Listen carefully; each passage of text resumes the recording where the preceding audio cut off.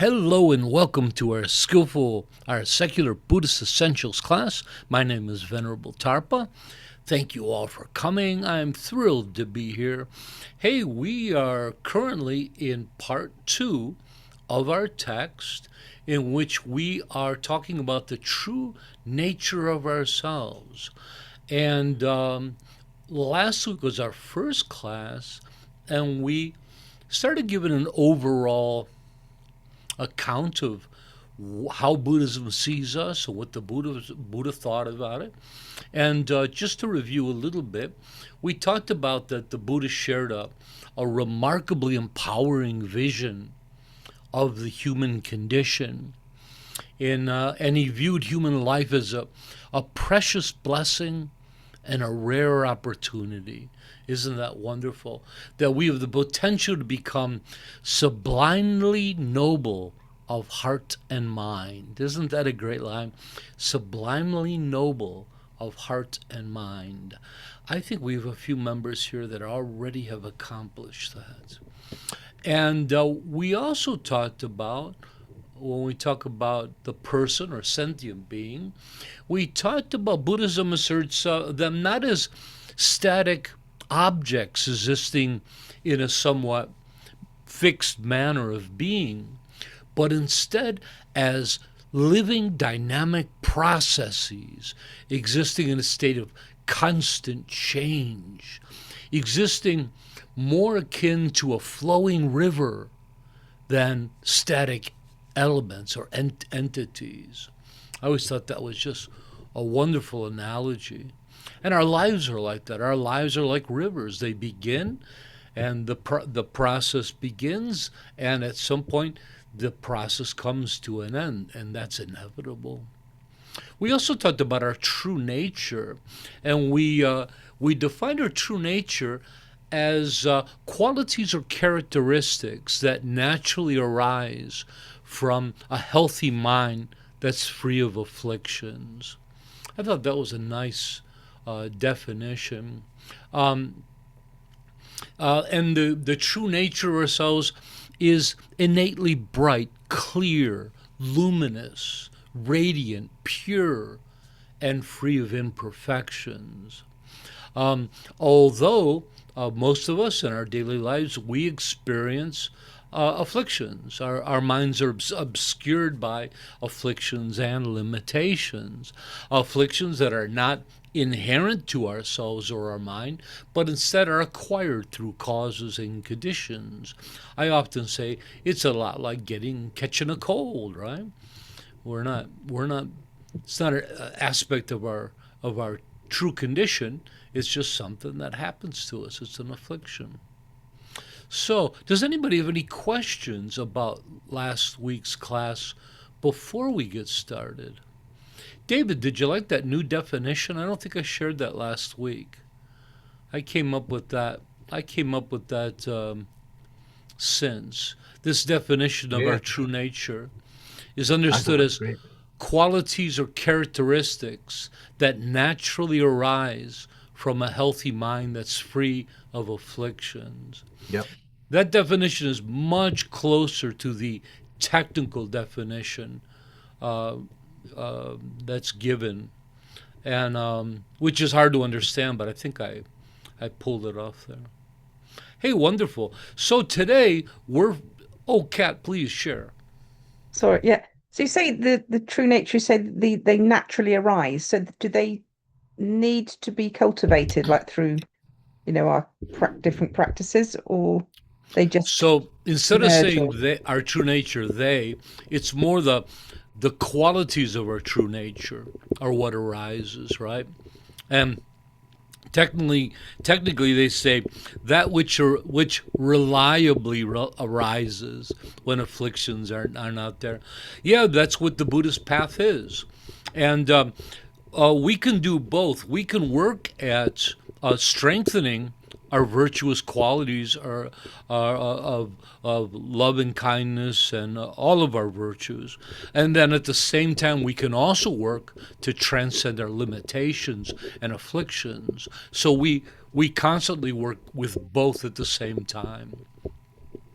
It's interesting that in the Theravada tradition, they actually mark progress in awakening by what afflictions you transcend.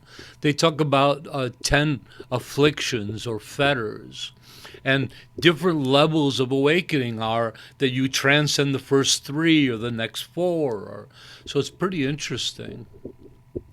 Where other schools will actually do the opposite. They'll look at your purification.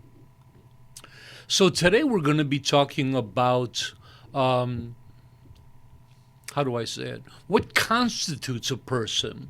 So I think we talked about it last week, but I want to talk about it again. Person is kind of a conventional, common term. We talk about each one of us. We are people. I'm a person. But technically they would say, well, no, that's more like your label. But it's still a conventional way. We all know what we mean. But more technically, person is a sentient being. And maybe that needs some definition as well. A sentient being is all beings that have a mind, that have consciousness. So that's people, that's animals. Now, how far down that goes varies on traditions. Many Buddhist traditions see anything like insects, even cells that can interact or act upon their environment are considered sentient. But I think at the deepest level, no one really knows where the cutoff is. Some would say that a sentient being is a being that has a mind. Not necessarily the same as a brain, as we're about to find out.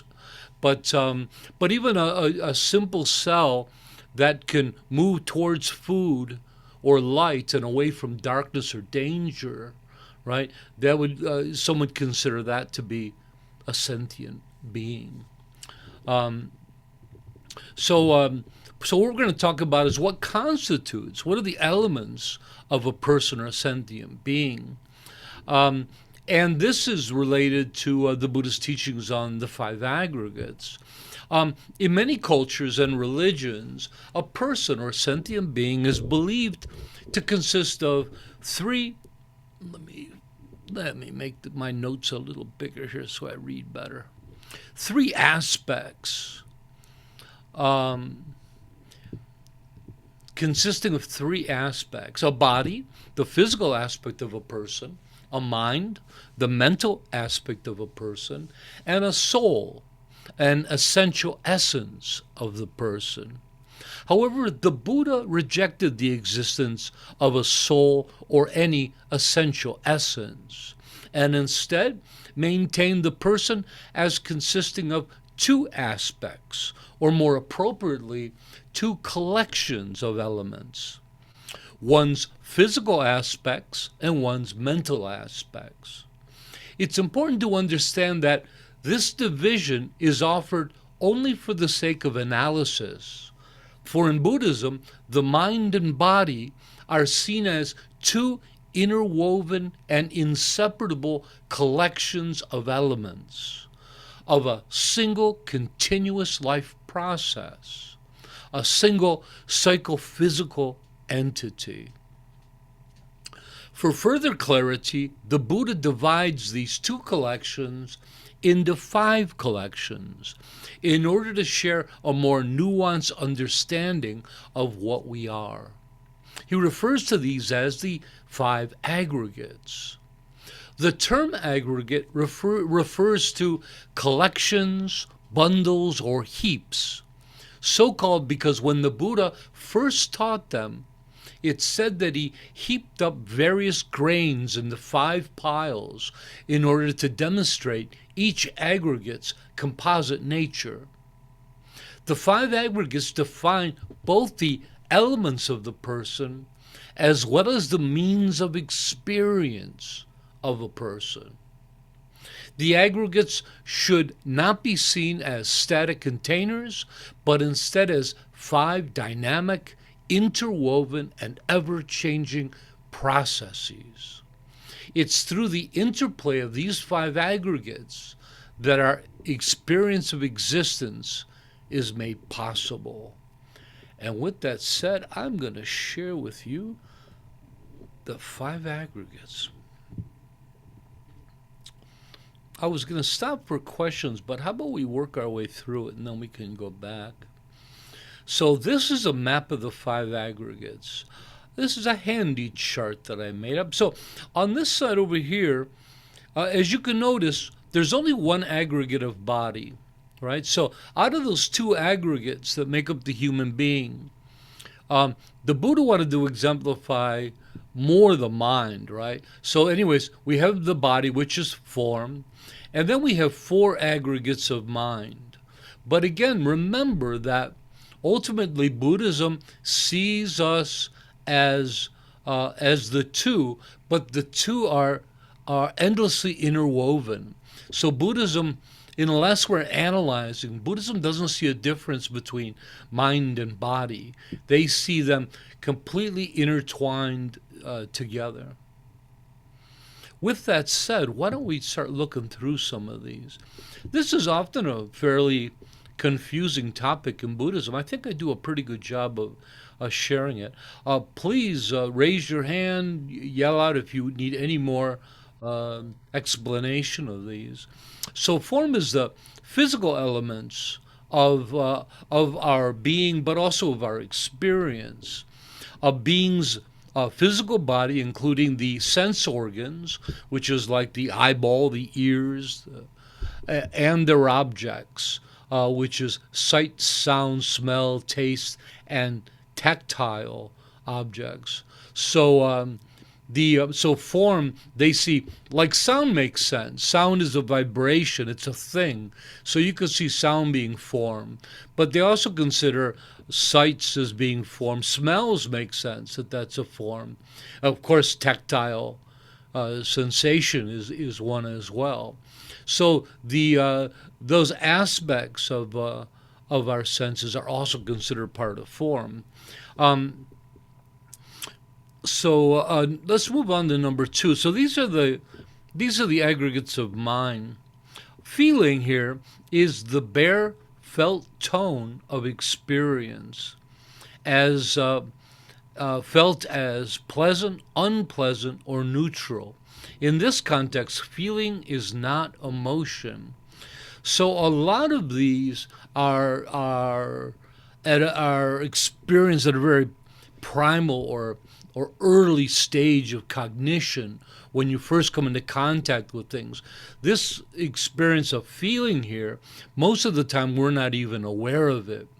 Our feeling or our thoughts come in after the fact. This is a very initial, almost subconscious thing that happens, right? And again, they call it feeling tone. And it is just this bare experience where right away you make up your mind whether it's pleasant, unpleasant, or neutral. Number 3 is perception. It's recognizing, identifying, and labeling phenomena and their distinct features, including concepts and experiences, allowing the conceptualization of phenomena and experience. We talk about the conceptualization. We're talking about, say you see a tree on the horizon. Your perception of it takes that tree and actually turns it into a mental concept in your mind. And this is what conceptualization means. And then that tree, maybe it's a special tree, a special color, that becomes a creation in your mind that you can recall, part of a memory, right? But we'll give that tree a special name and a special experience. You'll remember when you saw it. That's what we mean by conceptualization. You take that physical phenomena and you create a conceptual representation of it within your mind. Number 4 is often the most confusing. Kat, please, want to share? I've always been kind of confused with feeling and perception. So that really good explanation. So in perception, say, would it be more specific? Say you were angry, sad, joyful. Would that be when that comes in for number 3? Those generally still come Yeah. in later. Okay. Oftentimes, Yeah. again, these are really initial. Oftentimes, we're not even aware of it. Like when you're looking around the room and you see a new object, before you're even aware of it, your mind has started to conceptualize it. You might not have a label for it. And you could say, hey, what's that thing on the table? And somebody tells you, and you say, oh, it's a Guggenheimer. And all of a sudden you gave it a label. Now it's properly put into your mind. But it doesn't really have much to do with the way you feel about it yet. And remember, I'm using feeling here more in a conceptual, emotional way. And again, number two, feeling. It's not really like when we say, how do you feel about Ben and Jerry's ice cream?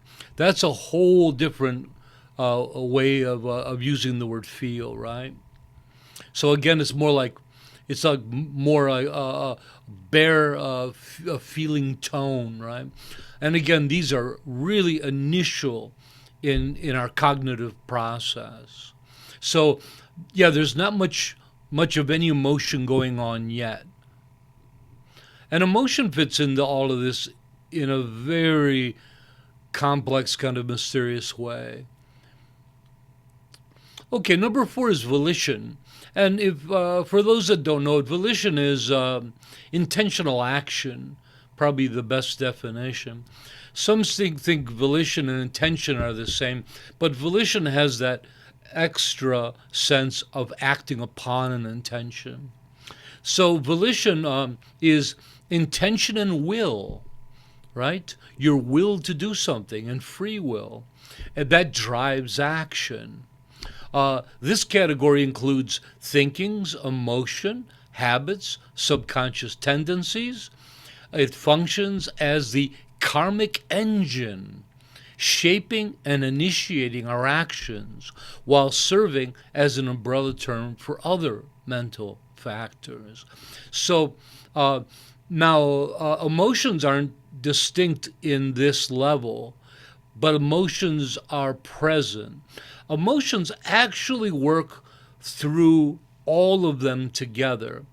It's more of a byproduct, and we're going to get to that in a second.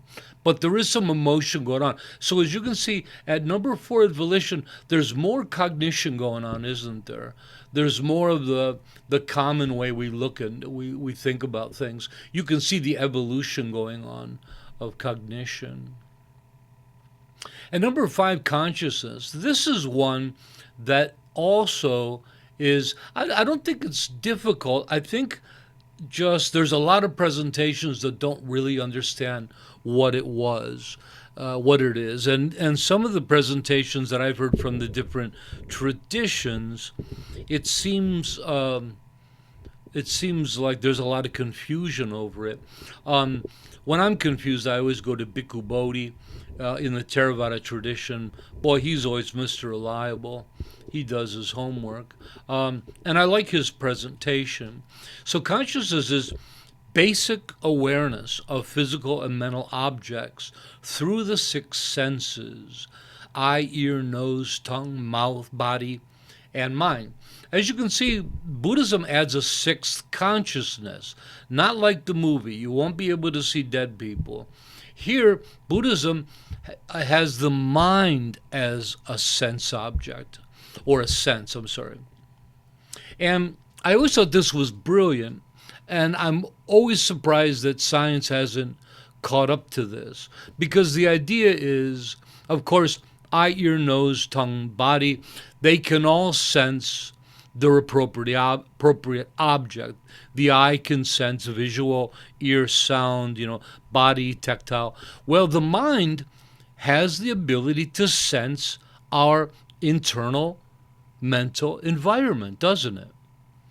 We can sense changes in our own minds, whether it's an emotion, an intention, an urge, desire. We can sense thoughts coming and going. We know when that great idea comes, it pops in our minds. We can sense when we're being creative and problem solving. We have an amazing sense over all aspects of our inner mind, don't we? So Buddhism considers the mind itself as a 6th sense. Consciousness is said to illuminate phenomena and our field of experience. And I've always loved this idea of illumination. So the way they talk about it is that, so imagine imagine a room in a cabin, nothing fancy, but there's no one there to perceive anything in the room, right? There's no being in the room. Everything exists in a just objectively physical way, but there's no knowing going on, right? There's no mind to know where things are, to know that they're there, to know how they function. There's no knowing going on. There's no awareness in the room. There's no conscious in the room. As a sentient being enters the room, his consciousness, his mind, is said to illuminate the room. And if you think about it, it's really true, isn't it? It really lights up the room, figuratively speaking, lights up the room. Even if it's daytime and it's bright, it all of a sudden, all the things in the room kind of come to life. All of a sudden, because of that being's mind, everything has a function and a label and a value, doesn't it? So this is how the mind illuminates the object and the field of objects, right?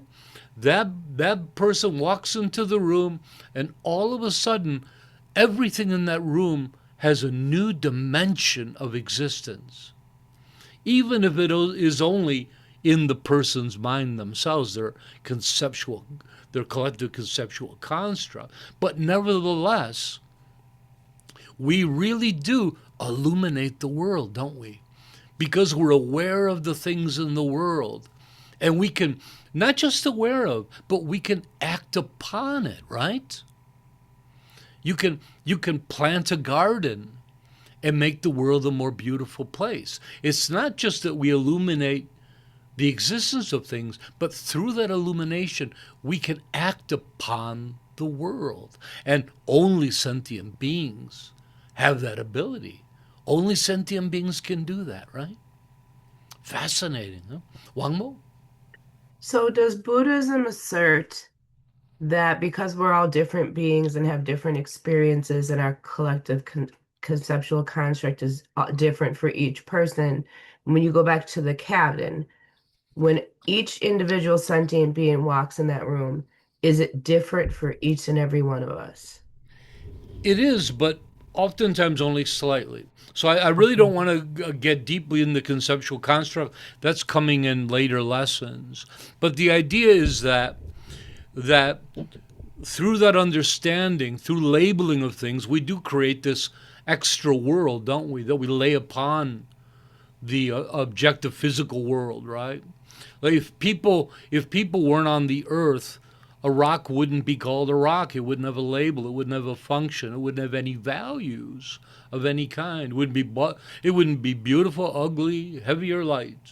But the thing about this conceptual construct is, the reason we call it a collective conceptual construct is because we share one. You're indoctrinated when you're born into it. You're given a name, that's the first thing, and you learn the word mom. Oh, they got you right there. You're inducted. But then you get those little books of all the animal names and all the vegetable names, and you start memorizing vocabulary when you're a child, and also learning right and wrong, social cues, and this social conditioning is a part of this collective construct. But it's slightly different for everybody, right? And a lot of it is subtle, likes and dislikes. You enter that room and you're used to a really lavish, beautiful apartment.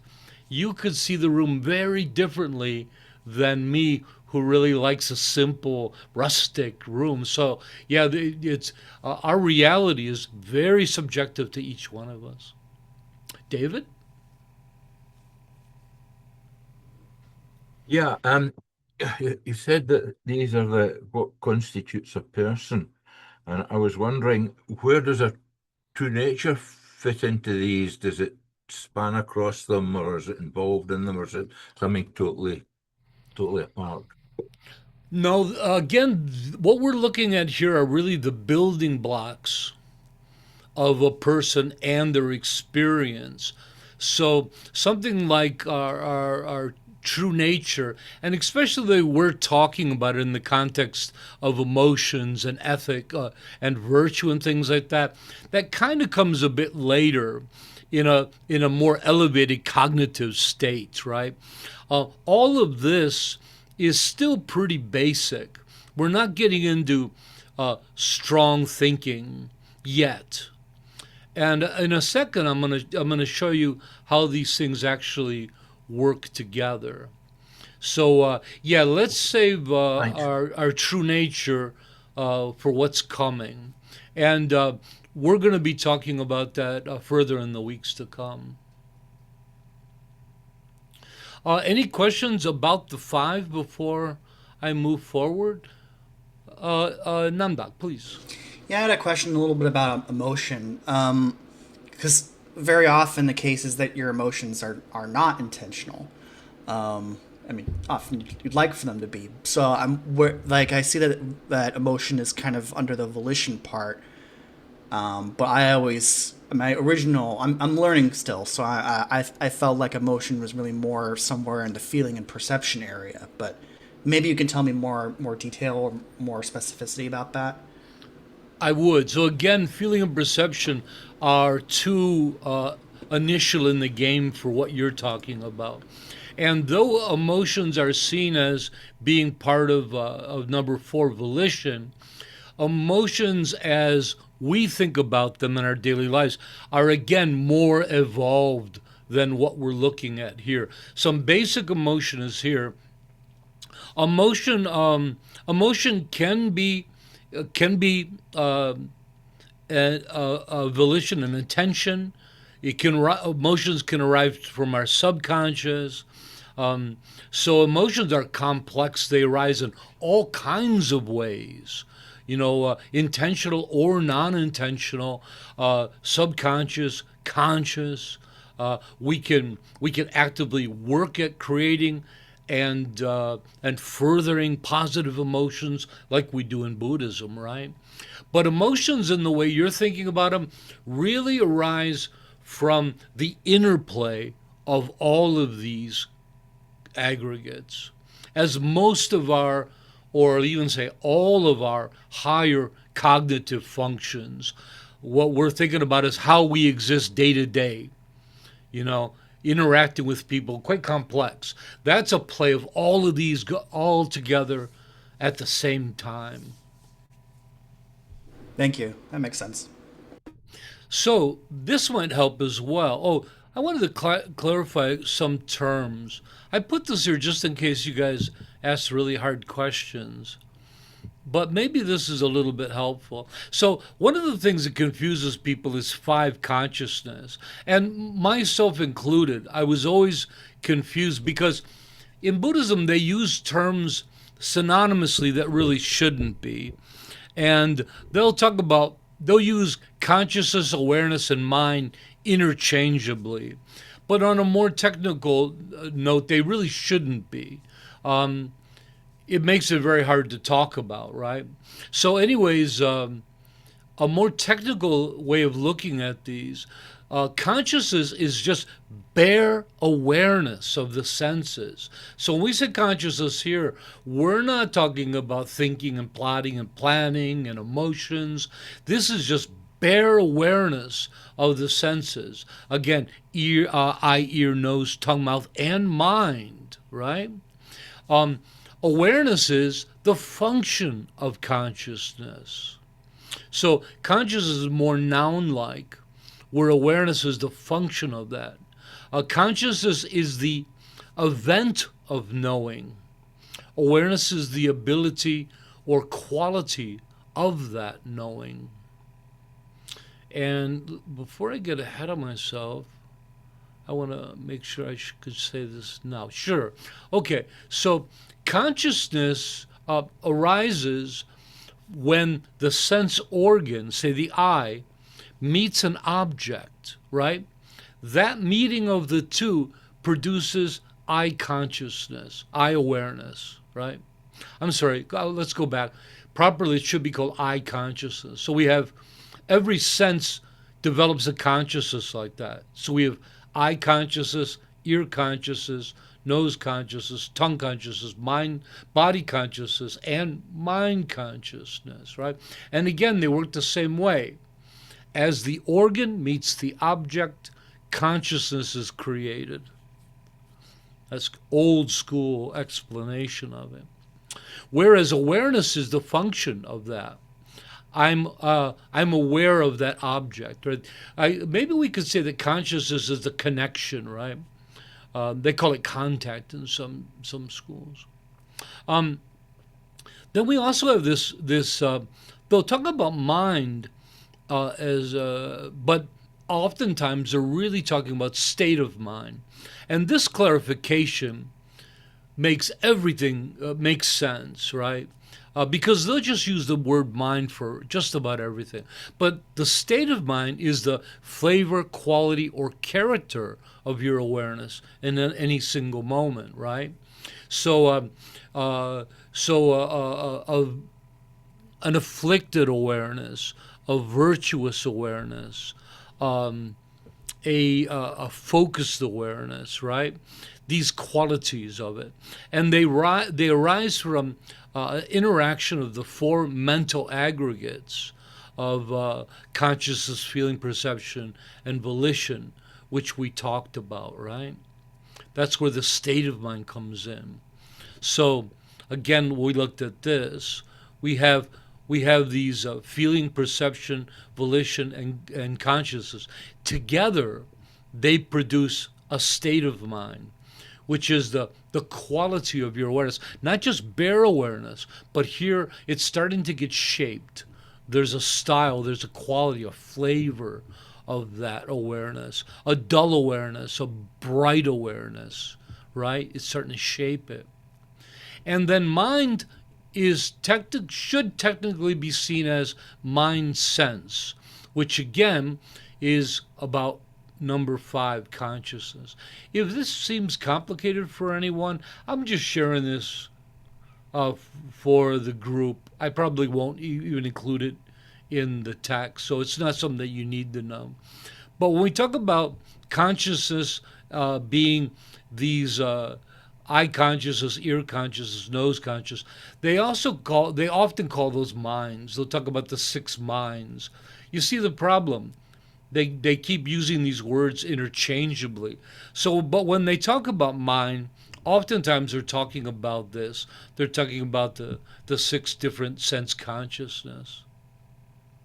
And then mind consciousness is another term that's often used. The mental awareness that arises from the mind, a specific type of knowing. So these two are related. Often in the same way consciousness and awareness was, where consciousness was the event of knowing, awareness was the quality of knowing. It's the same thing here. Mind sense is the event of knowing, where mind consciousness is more about that feeling.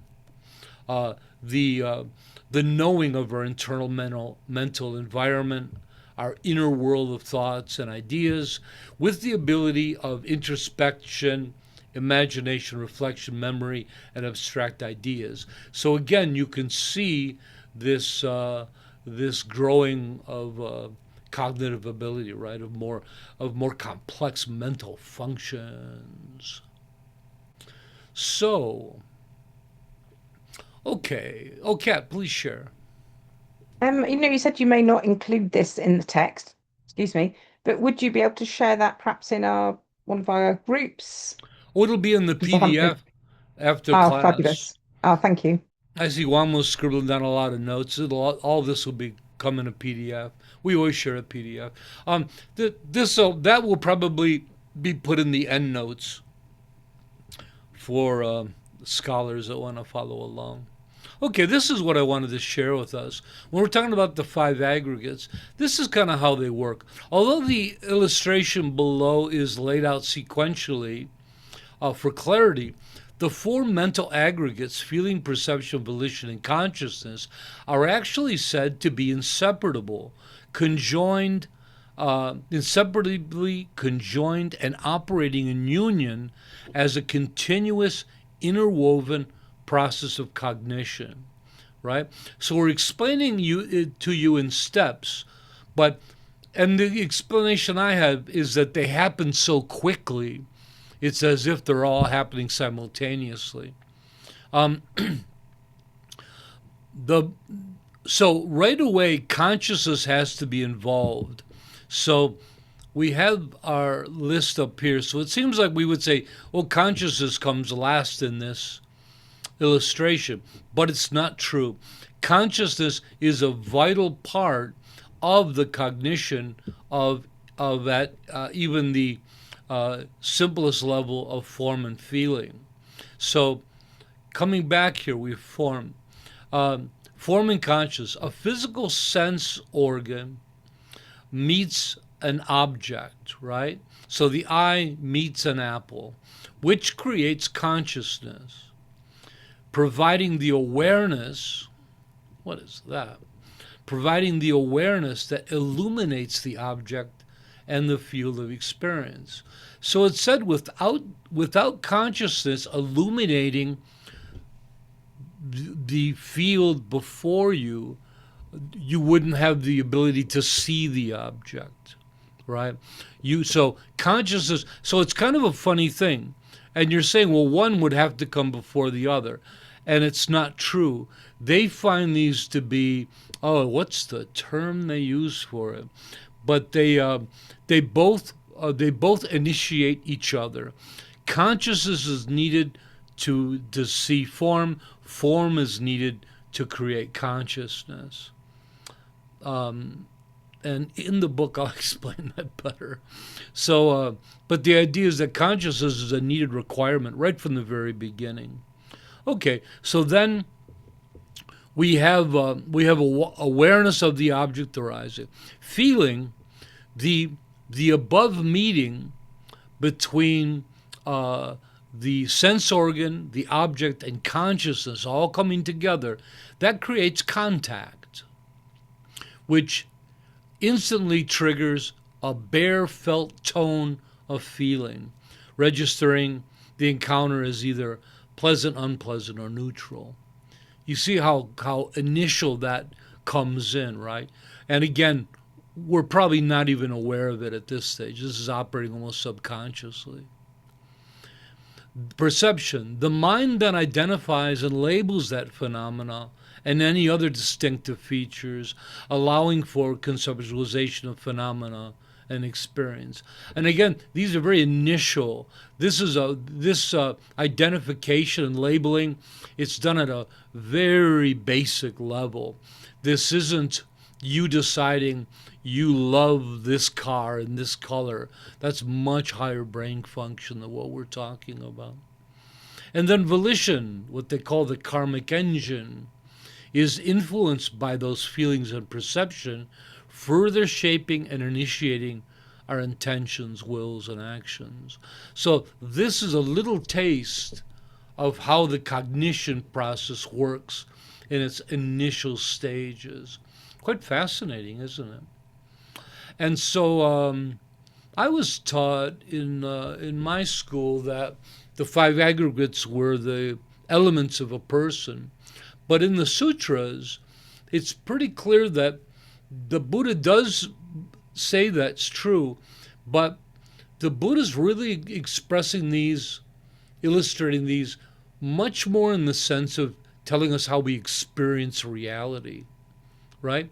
So both are true, but the Buddha leans heavily on the 5 aggregates, are aggregates of experience. I think that's really fascinating.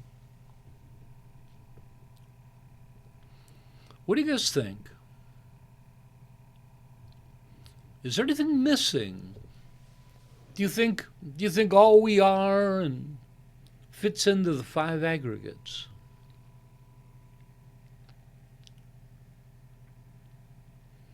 Seems too simple to me. 2 parts? David, please. Could you scroll down a wee bit, Tarpa, please? Yes, For sir. the last one that you showed. Yeah. I don't understand how the bare feeling tone, pleasant or unpleasant or neutral, can arise before perception. Have you not got to have an awareness of what the thing is before you can decide, even if it's very initial, whether it's pleasant, unpleasant, or neutral? I think we have to be careful not to take the titles too literally. Because yes, there is some kind. You have to perceive objects. They call it contact, right? Of course, contact is a perception, but here they're saving the Okay, word I get it. perception for the next level of event, which is a stronger form of perception. But clearly, contact is a perception, no doubt about it. Okay, thanks. That's very clear. Yeah, and you get in the same problem with form and consciousness that, well, how can you see an object if there's no consciousness involved, and yet consciousness is supposed to be the product of such a thing. And they have some technical term, I can't think of it off the top of my head, but there are ways that both are true. They somehow affect each other. They often say karma is a lot like that. Like they give the analogy. I remember in school they give the analogy of a mother having a baby. A woman having a baby makes her a mother, but also doesn't the baby make her a mother? Right. So both are kind of true. The baby makes the mother, but then the mother makes the baby. So interesting. I just don't think much about that. And again, the idea that they share with us is that this all is kind of happening all at the same time. We break it down here to illustrate it, but the idea is that it's all happening in the blink of an eye. You're not even aware of it. You walk into a room and there's an object on the table. You're not conscious of all that. This happens in the blink of an eye, right? Nathan. Nanda. Yes. So, question. It sounds to me that like the consciousness arises where a sense organ meets an object. You could say that form is required for consciousness, or consciousness arises from form. But then, is it or is it not also true that consciousness is required for form? Like, does it go both ways? Exactly the point I'm making. It goes both ways. Interesting. Yeah. An interesting side tale that Tibetans talk about, a story of the arising of consciousness itself, that the mind becomes aware of itself, thereby become the object of that consciousness, and that's where consciousness is born. That's like the most primal example of consciousness, that the mind becomes conscious of itself and becomes sentient, or becomes self-aware. That would be a more proper term. Fascinating. Miss Cat.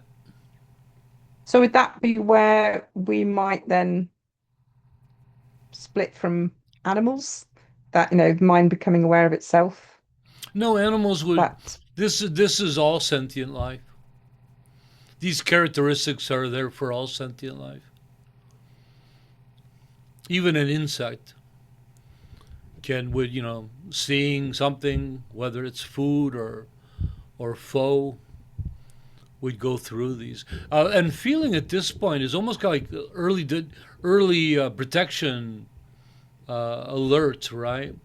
That you instantly, your mind makes up whether that's dangerous, or it's something, or it's food, or neutral to be ignored, right? You can see how immediate that is.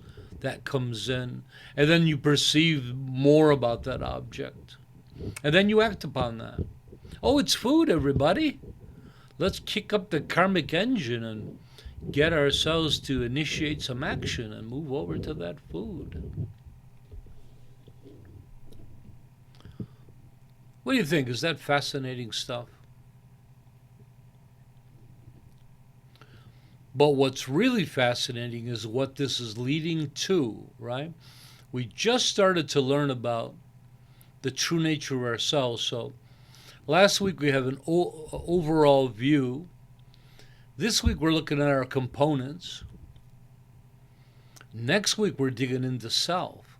And I'm really surprised that nobody's mentioned self so far. I thought that would be the big question.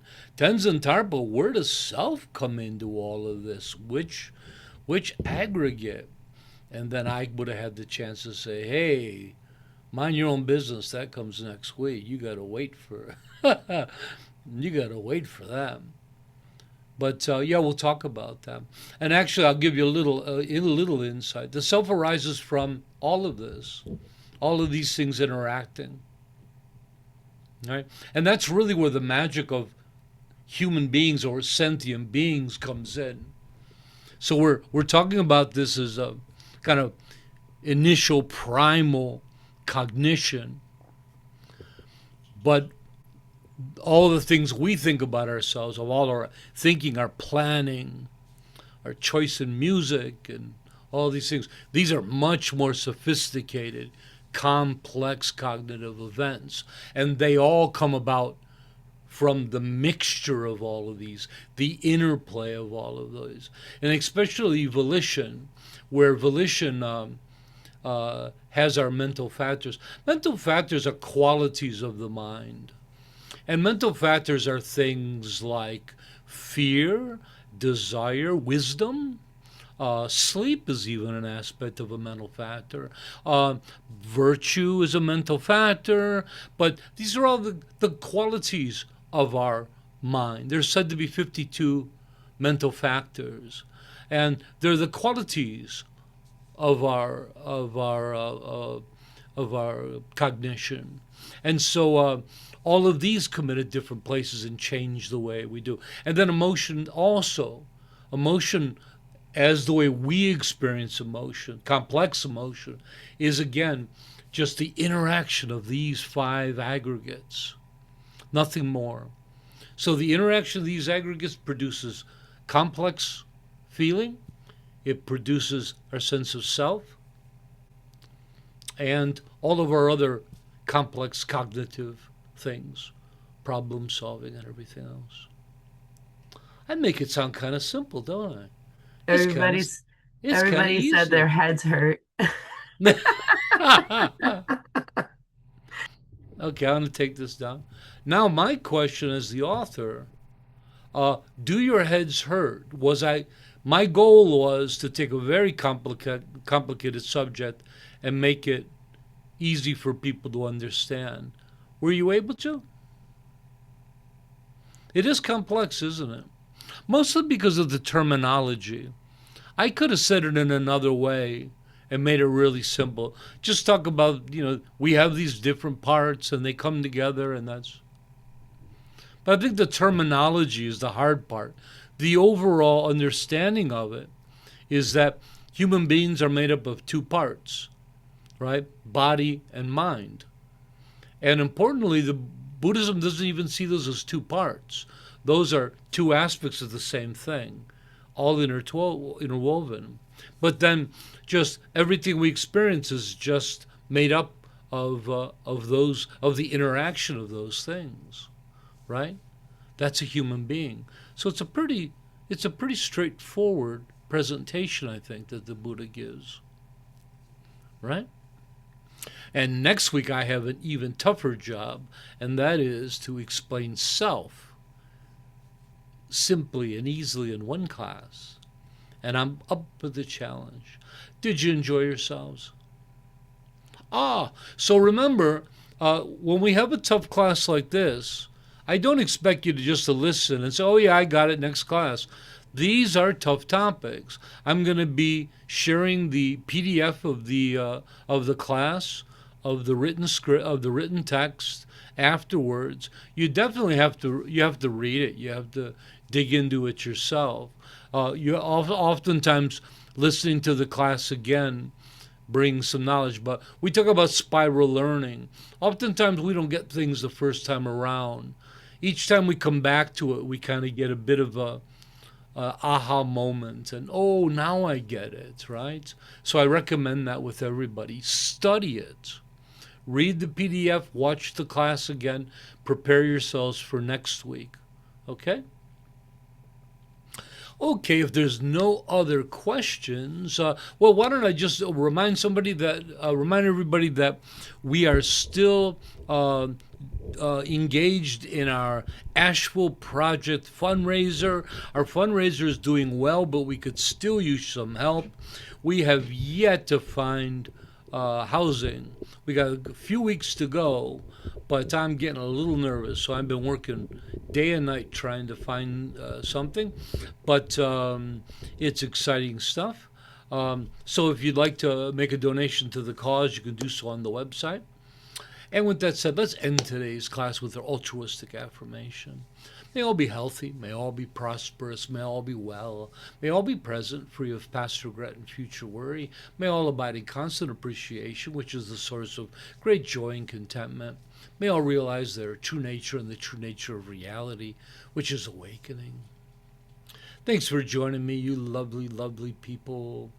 And we'll see you this week for meditations. Bye-bye, everybody. Thank you, Tarpa. Thank you. Thanks, Tarpa. Bye.